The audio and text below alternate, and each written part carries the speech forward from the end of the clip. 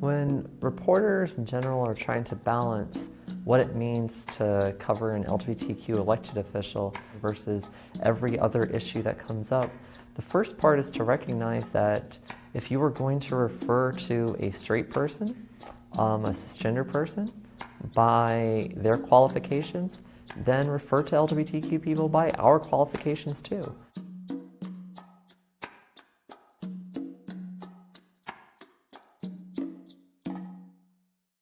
And so in one case, when one of the other candidates who was running in the Democratic primary was referred to as a former prosecutor who led prosecutors against gun violence, I was referred to as LGBT activist who would be the first transgender official elected in Virginia. Well, I am, and at the same time, I'm a reporter. That is my background. So when you're covering an LGBTQ person, if it is related to an LGBTQ issue, if it is related to historic first, then it is relevant to discuss sexual orientation or gender identity. At the same time, when you're writing a story that has literally nothing to do with sexual orientation or gender identity, then the story is their position on public policy.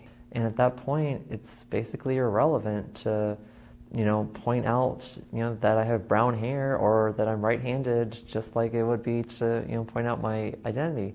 My gender and my gender identity are part of who I am. My chief qualifications for office for the 9 years, 2 months, and 2 weeks I served as the lead reporter of the Gainesville Times, as well as a year and a third working as the news editor of the Montgomery County Sentinel, and 3.5 years I spent working for the Hotline, covering state and federal politics, and the fact that I was a lifelong resident, I am a lifelong resident of the district that I represent.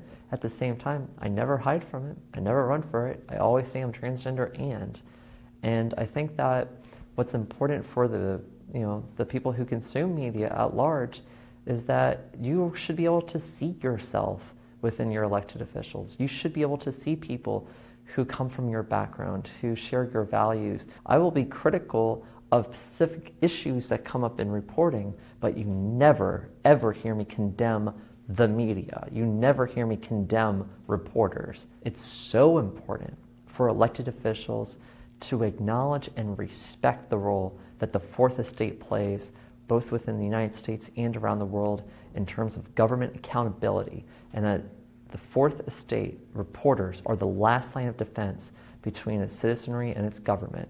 We need good reporters more than ever, and we need to respect our good reporters and encourage investigative journalism more than ever.